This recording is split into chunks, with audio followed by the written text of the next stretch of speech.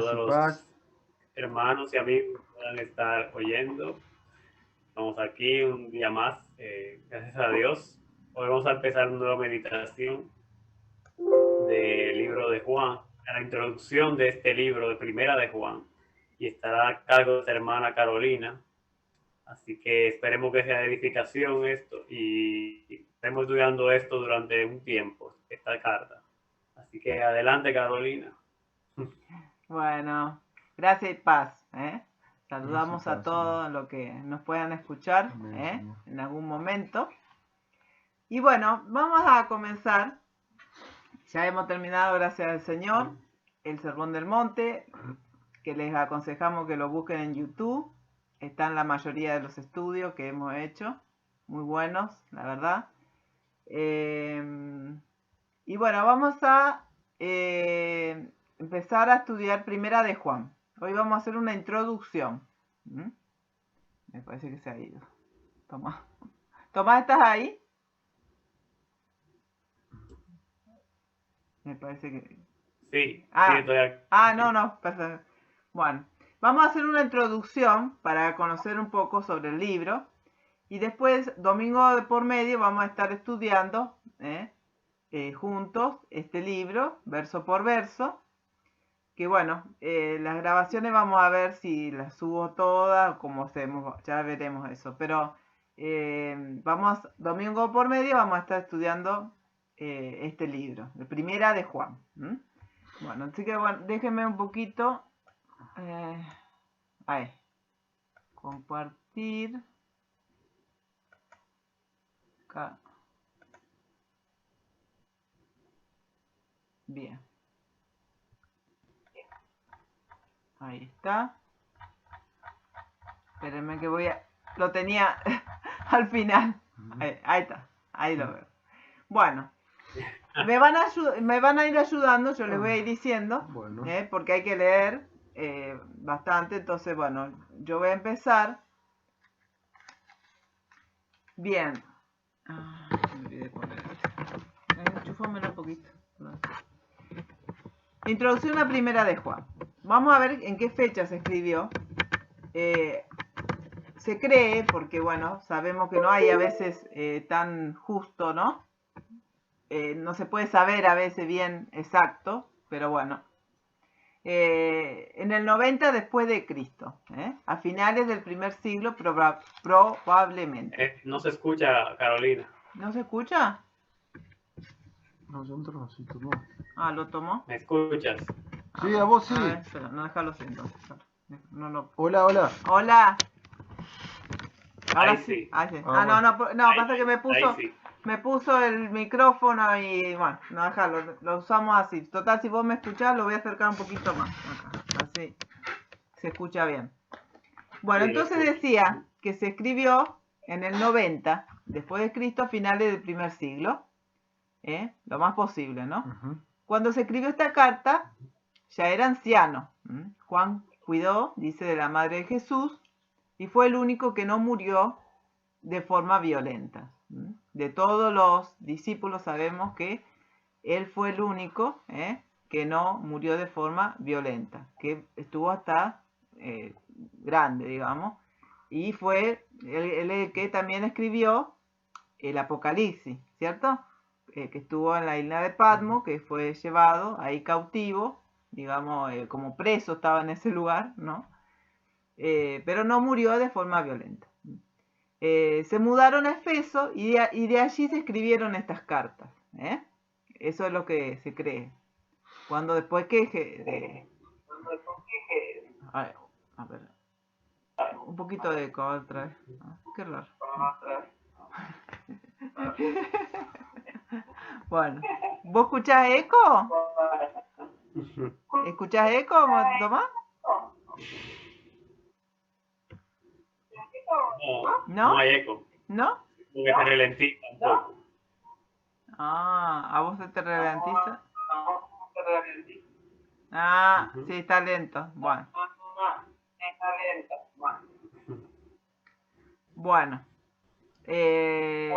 Vamos acá entonces. Propósito del libro. También, padre. ¿Puedes leer acá más? del libro. Todo lo El negro. autor menciona. El autor menciona 4 razones para escribir el libro. Para aumentar su gozo, para que estén satisfechos. Para que estén o vivan sin pecado. Que aprendan a tratar con el pecado en sus vidas. Para advertirles acerca de los falsos maestros. Y para fortalecer su fe en Cristo y para seguridad de la vida eterna. Amén. Amén. ¿Cómo no escuchas, Tomás? Sí, escucha bien, pero un poco se ralentiza, pero se escucha. Se escucha, bueno, no, Amén. está bien. Yo escucho un eco, pero bueno, ¿qué va a hacer? Vamos a ver. Bueno, vamos a buscar Juan. Vamos a buscar la carta de Juan.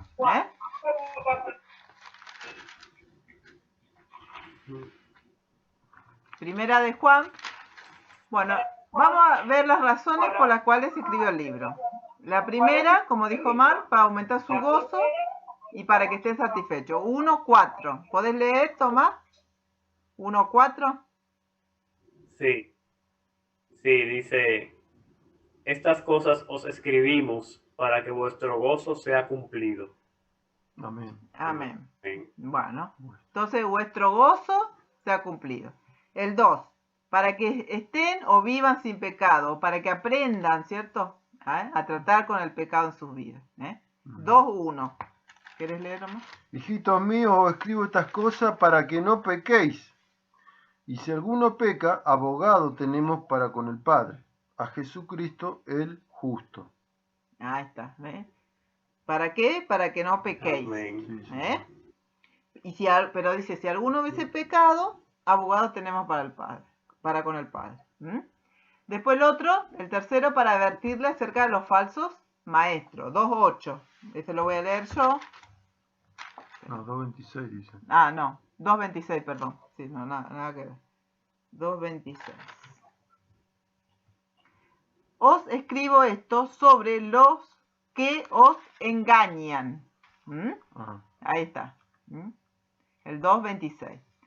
Y el 4, para fortalecer su fe en Cristo y para seguridad de la vida eterna. 5:13, ¿puedes leer, Tomás? Sí, que lo habíamos leído antes. Sí. Dice, estas cosas os he escrito a vosotros que creéis en el nombre del Hijo de Dios, para que sepáis que tenéis vida eterna y para que creáis en el nombre del Hijo de Dios. Ahí está. Amén. Bueno, amén. Bueno, ya vamos a ir estudiando bien todos estos pasajes, ¿cierto?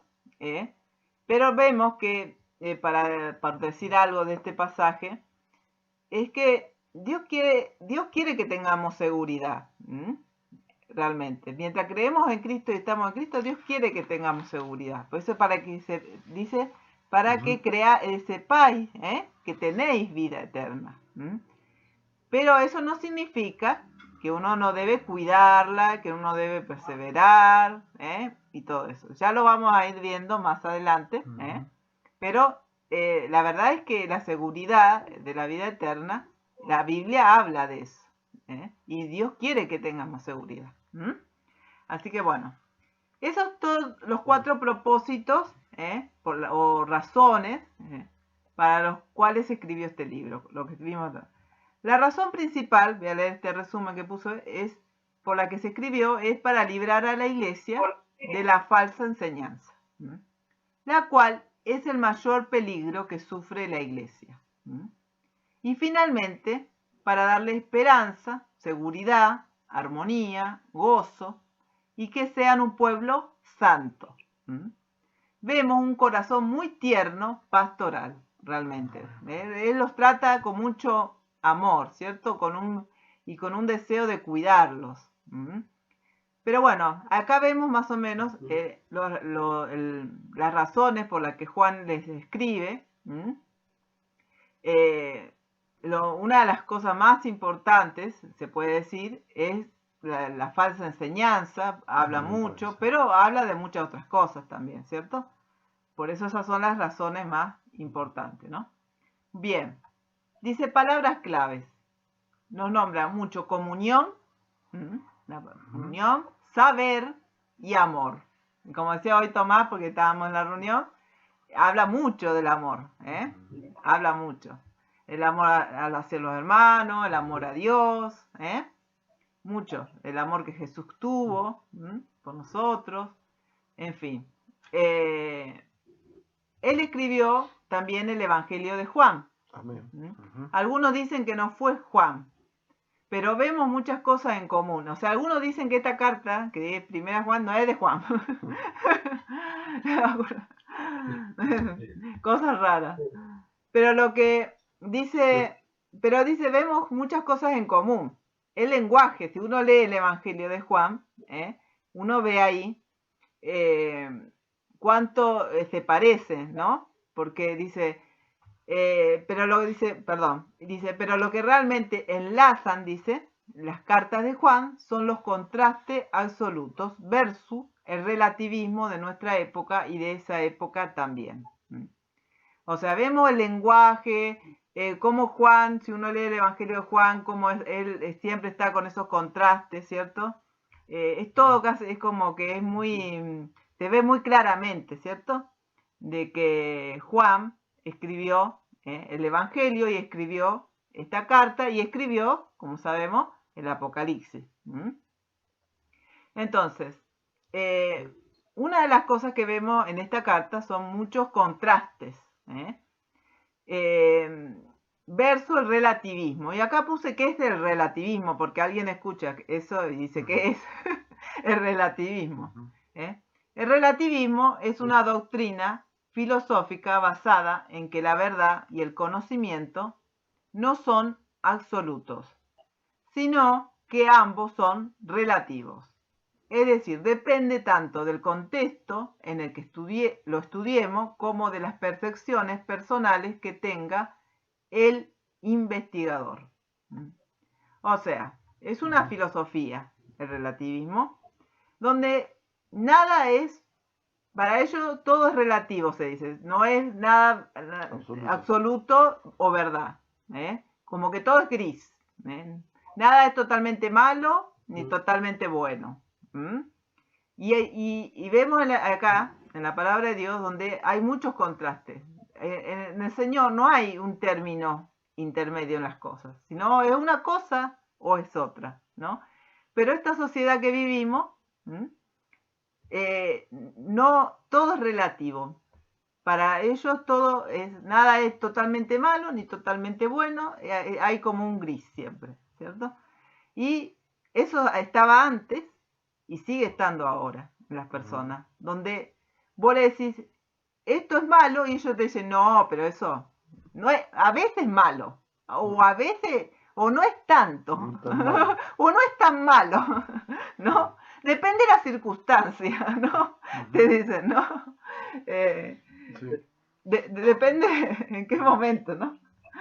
Vos haga, va a ser bueno o va a ser malo. Pero realmente la palabra de Dios nos muestra qué es verdad y qué es mentira, claramente, ¿cierto? Bien. Él hace unos contrastes absolutos y dice que son cosas incompatibles uno con otros. Y no existe una tercera opción. Y no hay, dice, intermedio. O una cosa o otra. No se puede estar a mitad. Bueno, ¿puedes leer, Tomás, acá donde dice los contrastes? ¿Lo puedes leer? ¿Los ves? Sí. Voy a leer. Contraste de Primera de Juan. Absolutos contrastes. Vida, muerte. Luz, oscuridad. Verdad, mentira. Amor, odio o odiar.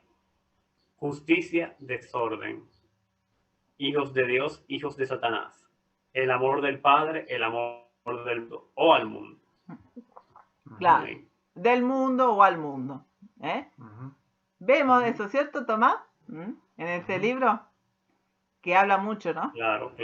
De la vida, la muerte. Luz, oscuridad. Todos esos contrastes, verdad, mentira. Algo no puede ser, algo no puede ser verdad y mentira a la vez. O es verdad o es mentira. Entonces, eso es muy importante en nuestra vida, que tengamos este pensamiento, ¿no? Lo que es verdad y lo que es mentira, y que lo tengamos claro en nuestra vida. Porque si no, eso va a ser muy malo, realmente para nuestra vida espiritual, para todo, ¿cierto? Entonces, vemos realmente que no podemos ser hijos de Dios y a la vez hijos de Satanás, como dice ahí. No podemos decir que amamos a Dios, pero también amamos a este mundo. No, es incompatible. O estamos en un lado, o estamos en el otro. Y hoy en día vemos también esto, que hay cristianos que creen que pueden estar bien con Dios y con el diablo, ¿no? Que pueden estar con un pie acá, ¿cierto? Un pie en las cosas de Dios y un pie en el mundo. Y no es así. O estás con Dios, o caminás en el camino del Señor, o no lo haces. Porque no se puede estar, no se puede estar en dos veredas a la vez. Es así. Bien. ¿Puedes leer acá a quién escribe? ¿A quién escribe Juan? A niños pequeños son los que conocen el perdón, conocen la paternidad. A hombres jóvenes, que son los que ya están desarrollando y han digerido la palabra de Dios y han vencido al maligno. A los padres, que son los que ya tienen experiencia. Todo esto en sentido espiritual. Claro. En ese sentido está diciendo niños pequeños. Vamos a leer un poquito. Vamos a buscar capítulo 2, del 12 al 14. Y vamos a leer un poquito.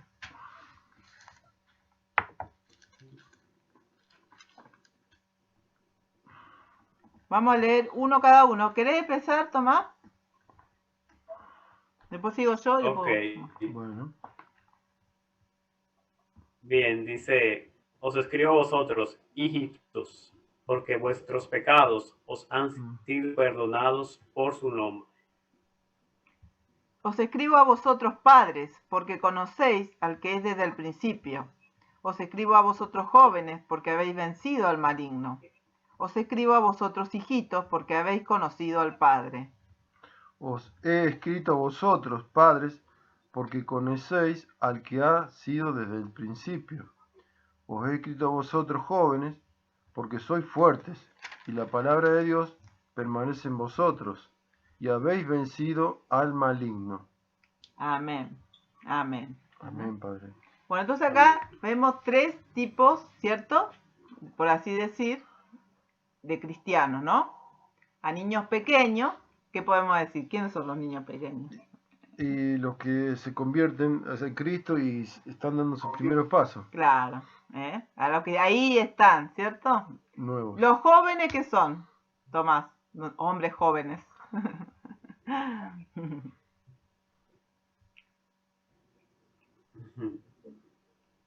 ¿Qué son? Bueno. ¿Me escuchás? Deben ser, tienen un tiempo, sí, los que tienen un tiempo en el Señor y que ya han tenido luchas, tribulaciones y han vencido. Claro. Diciendo, han ido perseverando. Claro, sí. Claro, así. Y los padres son, por así decirlo, que son los que ya tienen más experiencia, ¿no? Que ya tienen más años. Más años, También. más años en el Evangelio, pero también experiencia, porque, a ver, hay algo importante en esto. El hecho que una persona tenga muchos años en el Evangelio no quiere decir, ¿cierto?, que sea una persona ya madura. Hay muchos cristianos que pueden estar muchos años, ¿cierto?, en el Evangelio y no ser maduros. Pero bueno, en esta congregación había gente con mucha experiencia, gente que estaba más intermedio y gente nueva, se puede decir. Pero digamos, no nos quedemos nomás de que porque estamos hace muchos años, ya tenemos experiencia. No, eso depende realmente si uno ha crecido realmente. Bueno, ahí seguimos. ¿Puedes leer ahí, Tomás, particularidades? ¿Mm?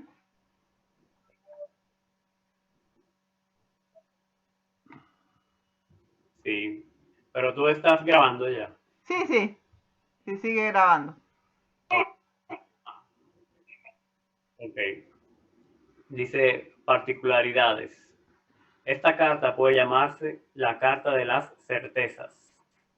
Comienza con una declaración positiva del conocimiento personal de Cristo, en el 1, del 1 al 3. Da un énfasis en el conocimiento espiritual que los creyentes pueden obtener. La palabra saber se utiliza más de 30 veces. 7 casos importantes en los que aparece la palabra saber. No sé si quiere que siga. Bueno, vamos a leer primero del 1 al 3. Vamos a leer primero ahí. Y después vamos a seguir. ¿Podés leerlo, Tomás? ¿Lo tenés ahí?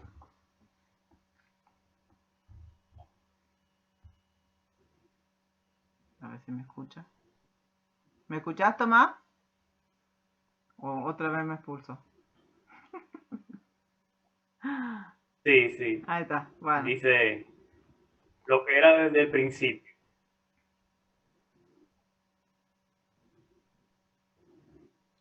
Léelo otra vez porque se... Lo que era desde el principio. Lo que era desde el principio, lo que hemos oído, lo que hemos visto con nuestros ojos, lo que hemos contemplado y palparon nuestras manos tocante al verbo de vida. Porque la vida fue manifestada y la hemos visto y testificamos y os anunciamos la vida eterna, la cual estaba con el Padre y se nos manifestó.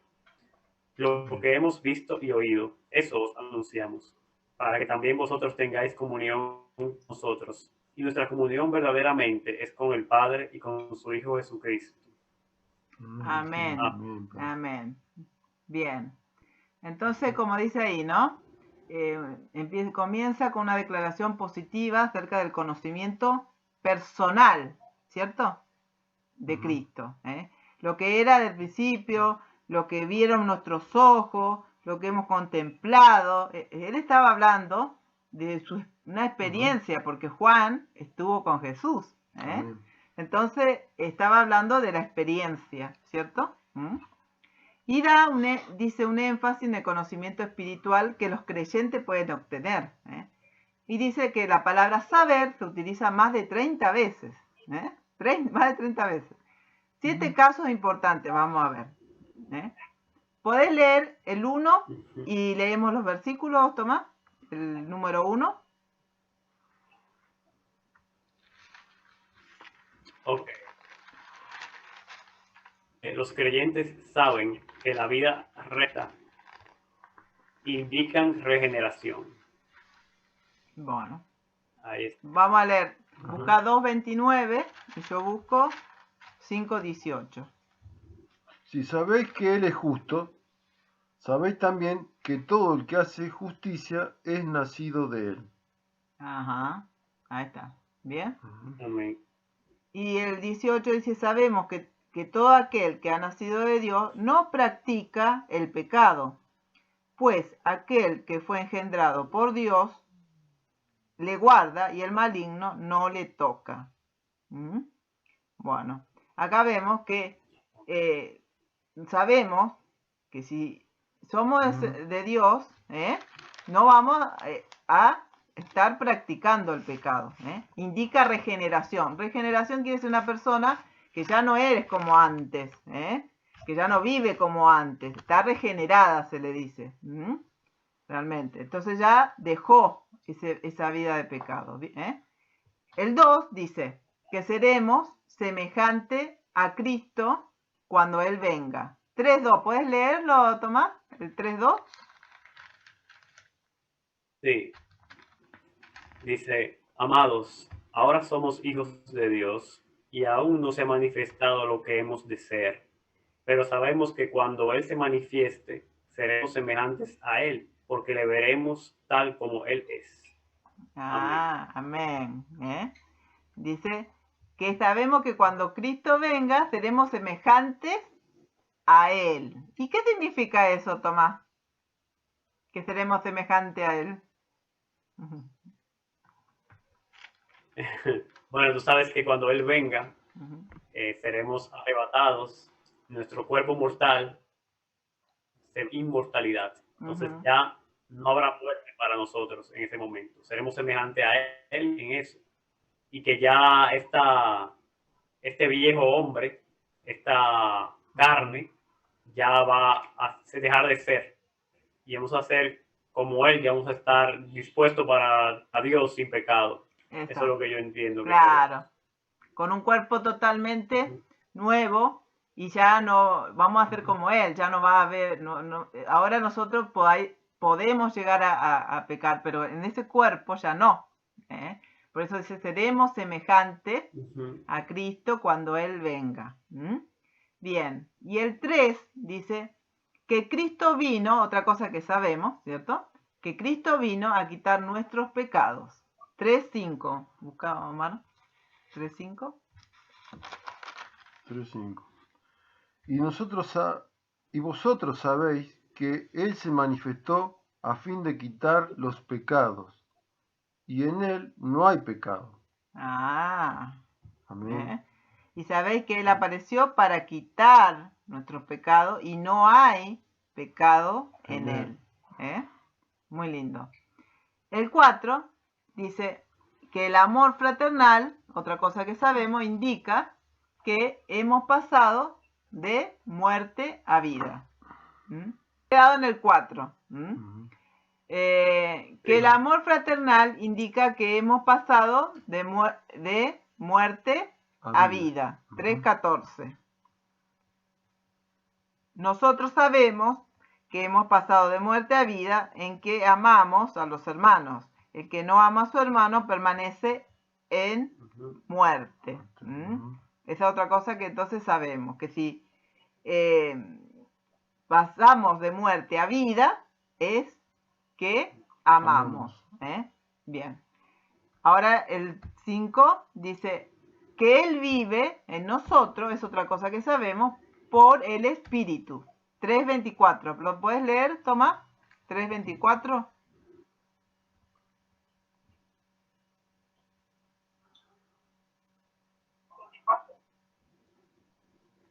Es 24. Sí. Y el que guarda sus mandamientos permanece en Dios y Dios en él. Y en esto sabemos que permanece en nosotros por el Espíritu que nos ha dado. Amén. Amén. ¿Qué dice que nos dio? El Espíritu. Su Espíritu. Su Espíritu. Y otra cosa que sabemos, el 6 dice que tenemos vida eterna. Bueno, el 5.13 lo estuvimos leyendo ya. Dice, para que sepáis que tenéis vida eterna y creáis en el nombre del Hijo de Dios. Esa es otra cosa. Y el 7, que nuestras oraciones, esa es otra cosa que sabemos, son contestadas. 5.15. ¿Puedes leer, Omar? 5.15. Y si sabemos que Él nos oye en cualquier cosa que pidamos, sabemos que tenemos las peticiones que les hemos hecho. Ajá, bien. Entonces sabemos que nuestras oraciones son contestadas, sí. Pero acá el 14 ¿y el 14 qué dice? Que si pedimos cualquier cosa conforme a su voluntad, Él nos oye. Claro, hay que aclarar eso, ¿cierto? Sí. No es que Dios contesta cualquier cosa, sino de acuerdo a su voluntad, ¿cierto? Sí. Bueno, entonces esas son las, digamos, las 7 cosas que sabemos, que dice mucho, que nombra esta carta, son certezas. Amén. Bien, otras particularidades, dice. El autor piensa en círculo, no es lineal. Puede ser su edad, dice Pauso. Bueno, no me sale el nombre del pastor, porque esto lo saqué de un pastor que da estos estudios. Bueno, dice, puede ser su edad, pero bueno, dice que era judío y los judíos al escribir le dan vuelta, dice, a las cosas. Es algo característico de la sabiduría judía. Salta de un tema al otro. Si uno ve el libro, ¿cierto? Primero habla de una cosa, después pasa a otra, después vuelve. Es como que no va bien así, digamos. Como que vuelve a tocar los mismos temas. Entonces por eso dice. Después dice, Juan habla que Dios... Seguimos ahora por Telegram. Cambiamos. Bueno, entonces ya vimos eso del autor que piensa en lineal. Bueno, no piensa en lineal. No, eso, sí, no es lineal, sino que da vuelta. Eso es lo que vemos en el libro. Bueno, y acá vamos a ver, ahí dice, Juan habla, dice, de que Dios es amor. Amén. Dios es más de una persona. Eso muestra que son tres personas. El Padre ama al Hijo, el Hijo ama al Padre y se aman, dice, entre sí. Vemos claramente en este libro la doctrina de la Trinidad. Bueno, este pastor dice que justamente si fuera uno así, una sola persona, ¿cómo ese amor va a haber, no? Por eso dice, ahí muestra claramente el amor que Dios tenía, el que tienen por el Hijo, y que muestra claramente la Trinidad. Eso es lo que él dice al hablar de esto del amor. Porque dice que el judío puede decir que Dios es que Dios ama, pero decir Dios es amor es distinto, porque implica que ama, que hay otra persona, porque ellos mucho eso de la Trinidad, ¿viste? Como que no. Por eso el otro día hablábamos, ¿no? De los mesiánicos, que ellos no creen en la Trinidad. Entonces, a ver, perdón, tengo que ir. Bien. Bueno, entonces, como vimos recién, habla del tema de la Trinidad. Juan lo vemos claramente, al tema de la Trinidad. Y otro punto importante, un tema importante, es el tema de la herejía. Tomás, decime un poquito, a ver, para explicar un poquito. ¿Qué se puede decir que es una herejía? A ver, yo sé que vos sabes. Sí, la herejía es una enseñanza falsa, una doctrina falsa, que es contraria a lo que enseñó Jesús y sus apóstoles.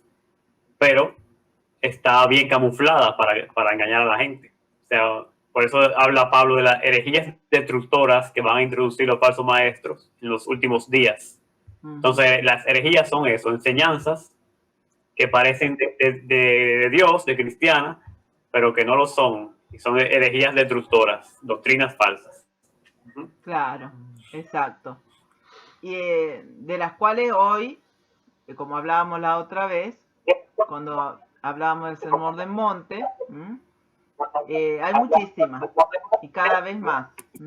Cada vez más, porque a medida que el Señor se acerca de su venida, a medida que el Señor está más cerca de su venida, vamos a ver más esto. Pero ya estaba en el tiempo, ¿cierto?, de Juan, ya había. Y vamos a ver un poquito de eso. Ahora vamos a repasar, pero lo vamos a estudiar obviamente mejor, verso por verso, este tema importante. Pero Juan tuvo que escribir acerca de esto, ¿no? Dice, la herejía surgió porque los griegos separaban lo físico y lo espiritual, lo secular y lo sagrado. Dice, lo único secular es el pecado, porque como que ellos hacían una separación, y hoy también se hace como una separación. Pero la realidad es que nosotros, todo lo que hacemos, tiene que ser para el Señor, todo. No podemos decir, yo tengo un trabajo secular, porque en realidad no es secular, es un trabajo en el cual vos tenés que seguir siendo cristiano y tiene que ser un trabajo que honre a Dios, porque no podemos separar de nuestra vida, ¿cierto? Si yo tengo un trabajo, entonces, porque si no, cualquiera va a decir, yo trabajo, no sé, haciendo cosas malas, soy prostituta, y digo, no, ese es mi trabajo, porque hoy en día dicen que cualquier cosa es trabajo. Sí. Y separamos. No, ¿cierto? Todo está unido, Y ellos separaban todo. Y como se hace hoy en día también. El cuerpo y el alma. Entonces ellos lo separaban. El cuerpo, el alma, lo temporal, lo eterno, está todo separado. Eso ya estaba ya en ese tiempo, ¿no? Y lo vemos también hoy. El cuerpo es malo, decían ellos. El alma es bueno, o lo espiritual es bueno. Como que, bueno, todo lo que era del cuerpo, todo lo que se refería al cuerpo, ellos decían que era malo. Y que el alma era bueno. Todo, vemos, viste, qué distorsión, ¿no? Que tenía. Bueno, déjenme bajar un poquito. Acá. Bien.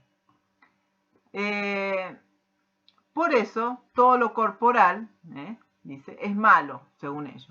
Esa es la razón por qué no podían entender que Jesús fuera Dios.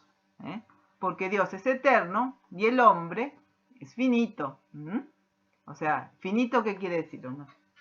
Que tiene fin. Claro. Que tiene un principio y tiene fin. Está. Entonces dice, empezaron a negar que Cristo fue un hombre. Decían que era una aparición. A eso se le llama, dice, esteticismo, que significa ponerse una máscara, aparentar, como que era como, no sé, una aparición, algo así, ¿cierto? Pero que no era realmente un hombre. Entonces dice, y si alguien dice eso, se puede saber que esa persona es de Satanás, o no, o sea, le pertenece. Eso es lo que Juan explica, ¿no? De que si alguien viene y dice que Jesús no fue un hombre de carne y hueso, entonces podemos saber que esa persona no es de Dios. ¿Y quién dice hoy en día, qué sectas o religiones a veces dicen eso? A ver. Y los testigos de Jehová. Y los testigos de Jehová y... ¿Alguno más? Tomás, que te acuerdes hasta ahora. Debe haber, sí. Que uno conoce. La gente de la nueva era, que dicen que es un alienígena o algo así. Claro, exacto. Justamente ahora lo que vamos a ver eso de la nueva era. Exacto. Eso es muy importante. Si alguien viene y te dice que Jesús no fue un hombre, era una aparición o algo, entonces ya vamos a ver que eso que es una herejía. Eso es realmente es una herejía. Espérenme un poquito, que bajo un poquito. Es como decía recién nuestro hermano, es lo que en nuestro tiempo hace la nueva era. Separa el Jesús humano del Cristo divino. Ellos hacen una separación. Miren, es muy astuto lo que... Y de paso les digo, pronto voy a estar haciendo un estudio sobre la nueva era. Así que están invitados también a participar. Pero bueno, vamos acá a tocar un poquito este tema. Dice, dicen que Jesús era un ser humano, hombre, y que en el bautismo vino el Cristo divino. Y luego en su muerte el Cristo se fue y quedó lo físico. Eso es lo que dicen algunos de la nueva era. Dicen eso que decía Tomás, y también dicen esto, porque hay muchas variantes dentro de la nueva era, ¿cierto?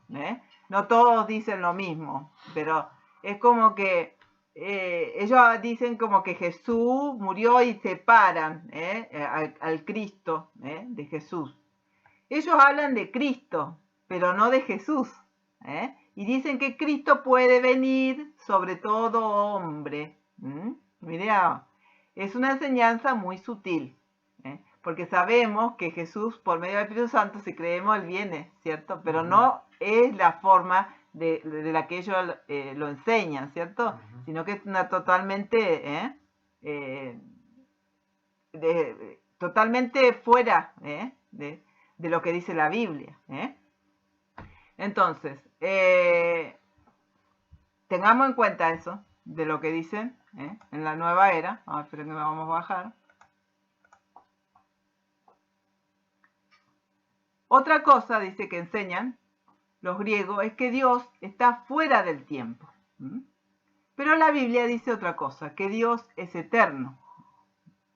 Que el tiempo está en Dios. Ellos separan a Dios del tiempo. La Biblia dice que tenemos vida eterna, o sea que el tiempo será extendido de forma infinita, no que no habrá tiempo, no nos salimos del tiempo, porque claro, eso, ellos al separar todo eso, es como que Jesús vino en un tiempo, si Dios no tiene tiempo y viene acá a esta tierra y se pone nuestro tiempo, ¿cierto? Nuestro crono, ¿cómo? No puede ser, ¿cierto? Entonces, la Biblia dice que no es que ya el tiempo va a desaparecer, sino que no va a terminar, que no va a tener un fin. Hoy tenemos, ¿cierto? Hay como un final de todo, ¿cierto? Cuando estemos con el Señor va a ser una vida, ¿cierto? Que no habrá más tiempo, en el sentido de que no se va a contar, va a ser por siempre, no se va a terminar, pero no es que Dios está totalmente, que no puede, ¿cierto?, bajar en un tiempo nuestro, realmente.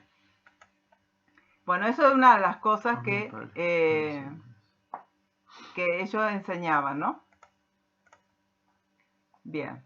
Él fue un humano de verdad. Lo vimos, escuchamos, lo tocamos, en todos los sentidos, dice Juan. Él se había recostado en Jesús, él lo había tocado. ¿Podés buscar ese pasaje, Tomás? Juan 13:25. Sí.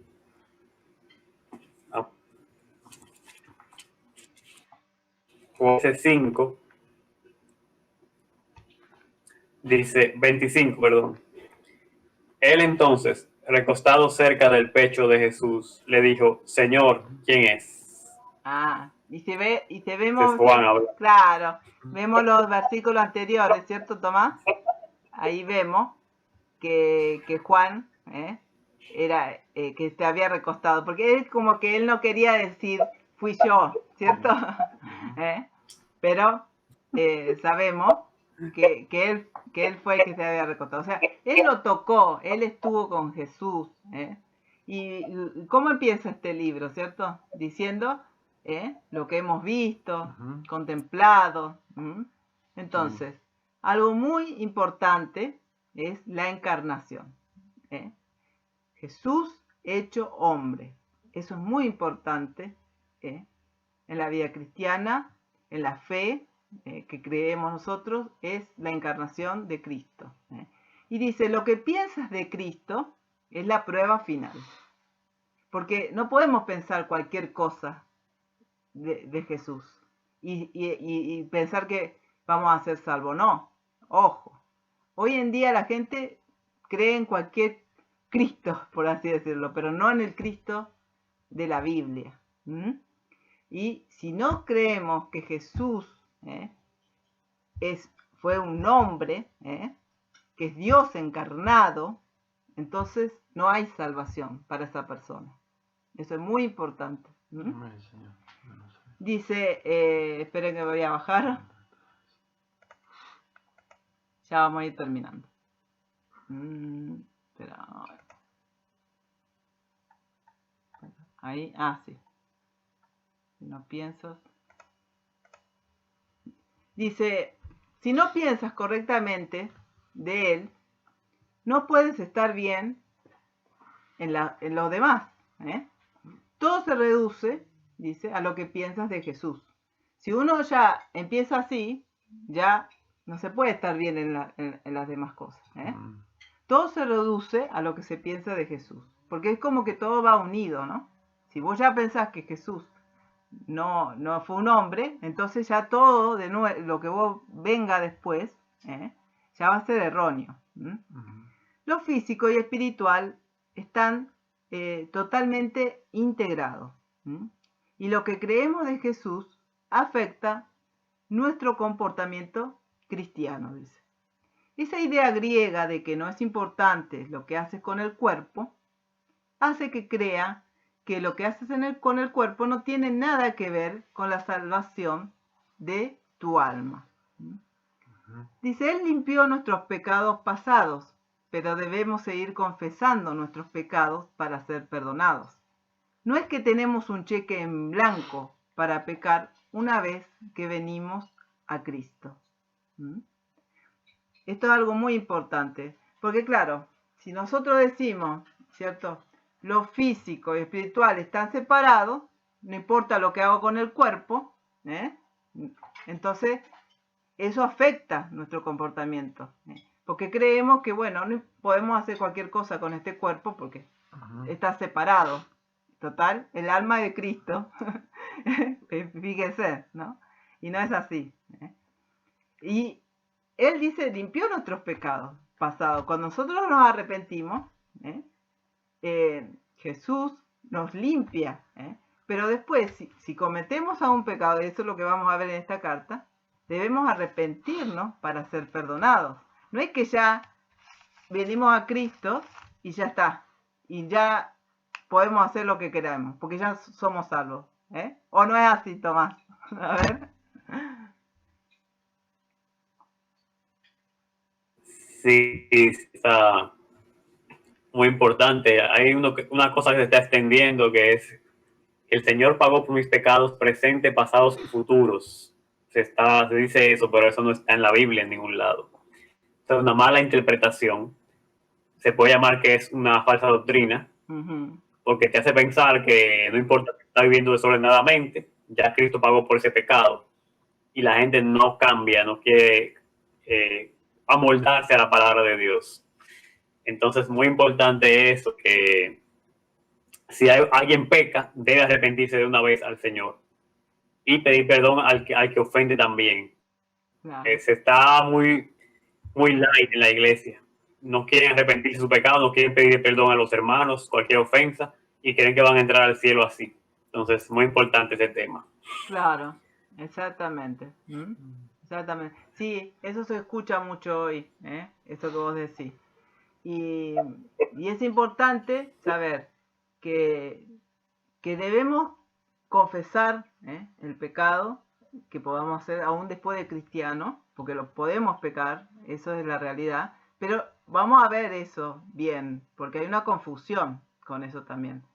Nosotros podemos, todavía, como estamos en este cuerpo, podemos llegar a pecar, es verdad, pero no es vivir una práctica del pecado, que es otra cosa, es otra cosa, es una práctica continua del pecado, y de eso es lo que Juan, y por eso muchas veces dicen como que él se contradice, pero no es que se contradice, sino que él habla de la práctica del pecado y del pecado ocasional que uno puede llegar a tener por estar todavía en este cuerpo, pero que no significa que eso es un cheque en blanco para ya pecar y vivir desordenadamente.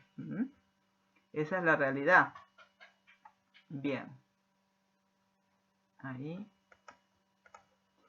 Dice, este pensamiento griego, porque es un pensamiento griego, lleva al desorden, a la inmoralidad en la iglesia y a un elitismo de nosotros mismos, como que estamos por encima, dice, de las reglas normales del bien y del mal. Dios no pasa por alto el pecado de los no creyentes, pero tampoco en los creyentes. Pero, dice, está esperando perdonar. Es así. Esa arrogancia, dice, mental, es una decadencia moral. Entonces, si tenemos ese pensamiento, ¿qué hace? Eso lleva a la inmoralidad en la iglesia. Por eso vemos mucho en Corinto, ¿no? Que era una iglesia que había mucha inmoralidad, ¿cierto? Porque ese pensamiento era muy fuerte, ¿no? Pero hoy sigue estando ese pensamiento en este mundo, sigue estando. Y entonces es muy importante tener en cuenta eso, que el pecado es pecado y que no porque somos creyentes ahora, Dios se va a olvidar de tus pecados si vos no lo confesás, si vos no pedís perdón. No es así. No estamos por encima de los demás, porque somos cristianos, porque seguimos a Cristo. Dios no hace acepción de personas, como siempre hablamos, ¿cierto? Bien. Y ahora vamos entonces a ir. A ver, Omar, ¿puedes leer un poco? Sí. Que está mejor este. Porque yo me he equivocado en algunos lados, ¿viste? Característica de los verdaderos cristianos. Todo leo. Sí, lee, a ver si llegas ahí. Bueno, característica de los verdaderos cristianos. Hay 4 pruebas. Son en lo doctrinal, que creemos de la persona de Cristo no debe haber herejías. Claro, ¿qué creemos de la persona de Cristo? Espiritual, recepción del Espíritu Santo. Si no tenemos el Espíritu Santo, no somos hijos de Dios. Todavía le pertenecemos al diablo y estamos sujetos a ser poseídos, dirigidos por él. Inmoral significa que si vivimos en justicia, en santidad, somos de él y no hay anarquía, que significa sin ley. O sea, nos sujetamos a la ley de Dios. Y social, si amamos a los hermanos, mostramos que somos de Dios. Ajá. Entonces las 4 pruebas son esas. Doctrinal. O sea, ¿qué creemos? Sí. Espiritual, si tenemos el Espíritu Santo. Lo moral, si vivimos la vida que a Dios le agrada. O sea, no hay anarquía, dice. Sí. Nos sujetamos, dice. Y social, si amamos a los hermanos, entonces ahí se muestra que somos de Dios. A ver, ahí. Y si estas cosas están, todo lo que recién leímos, tenemos, dice, garantía y confianza dentro de nosotros mismos y ante los demás y ante Dios. O sea, si realmente creemos lo correcto del Señor, tenemos su espíritu, vivimos en santidad y amamos a los hermanos, eso nos da una confianza, una tranquilidad, una seguridad de que somos sus hijos. Eso es muy importante, ¿cierto? ¿Podés leer el resumen acá, Tomás? ¿Qué puse? Sí, está bien. Dice, si Dios es luz, sus hijos andan en la luz, caminan en ella. Si Dios es amor, sus hijos expresan amor. Amén. Si Dios es vida, sus hijos disfrutarán de vida, porque sus hijos son como Él. Amén. Amén. Amén. Muy bien eso. Amén, exactamente. Bueno, y ahí abajo recomiendo el video del pastor David, donde yo todo esto que estuve hablando, él lo va a hablar mejor que yo, obviamente. Pero bueno, yo hice lo mejor posible. Porque bueno, estos temas son medios difíciles. Si lo quieren escuchar, lo pueden escuchar mejor de él. Pero es muy interesante todo este tema del pensamiento griego que estaba en las iglesias y que sigue estando hoy, no se ha ido, ¿no? Del tema del tiempo, eso a mí me quedó mucho, cómo ellos separan, ¿no? Como que Dios parece que está separado, no hay tiempo, todo eso, ¿no? Pero bueno, este resumen es un resumen que él lo puso, que está muy bueno, ¿cierto? Si Dios es luz, sus hijos tienen que andar en la luz. No podemos decir, ¿cierto?, que somos sus hijos y vivimos en la oscuridad, ¿eh? Porque Dios es luz.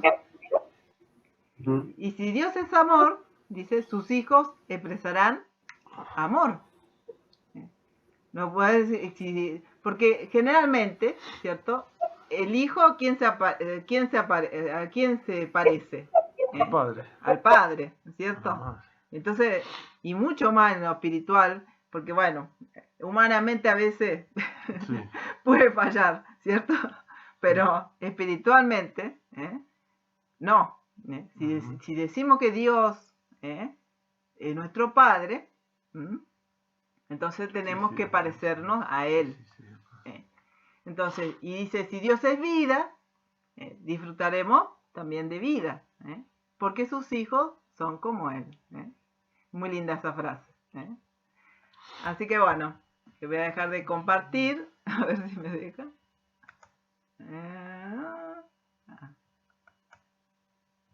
¿Cómo era para dejar de... No, dejar de compartir. Ah, está. Ahí. Bueno. Así que bueno, esta es la introducción, que, bueno, un poquito larga, pero bueno, quería hacerla, realmente me gustó mucho hacer esta introducción. Tiene muchas cosas muy, muy, muy lindas, ¿no? Realmente este libro es un libro muy lindo, con muchas verdades muy importantes, las cuales tenemos que tener bien aceitadas y bien fuertes en nuestra vida, si realmente queremos vivir la vida que Dios quiere que vivamos. Yo le comentaba a una persona ayer que mucha gente dice ser cristiana, pero vive como los demás, como todo el mundo. Y no es así. Cuando uno es un seguidor de Cristo, su vida tiene que ser distinta. No podemos vivir como todo el mundo. Se tiene que ver esa diferencia. Entonces, como decíamos recién, si Dios es nuestro Padre, nosotros tenemos que mostrar al mundo que somos sus hijos. Y no podemos vivir como todos. Amén, Padre. Realmente, como vimos anteriormente en este estudio, en esta introducción, no podemos estar a la mitad. O seguimos a Cristo o no le seguimos. O somos cristianos o no lo somos. No podemos estar ahí, en la mitad. Realmente. Así que bueno, no sé si querés decir algo, Tomás, y ya finalizamos la grabación. Sí, decirte que esa es de mis cartas favoritas de la Biblia, porque es muy directa, es como una espada que separa lo que es de Dios y lo que no es, directamente. Porque las cartas de Pablo tienen como mucha doctrina y a veces no se entiende bien, pero está como más directa. Y me gusta mucho eso de esa carta. Entonces, tengo mucha ganas de seguir estudiándola y esperemos que sí sea de edificación en los próximos días. Así que eso lo quería decir, que esta carta es muy buena y esperemos en Dios disfrutarla juntos. Así es. Así que bueno, que el Señor les bendiga, gracias y paz. Vamos a cortar. ¿Queremos decir algo más? No. Vamos a cortar acá. Después que digo que voy a cortar, le pregunto, ¿viste? Yo soy también. Así que bueno, que el Señor les bendiga y bueno, pueden contactarse con nosotros. Debajo de este video van a estar los datos de contacto. Les animo a unirse a nuestro canal de Telegram, a nuestro grupo también, para poder seguir estudiando y reunirse con nosotros. Que el Señor les bendiga.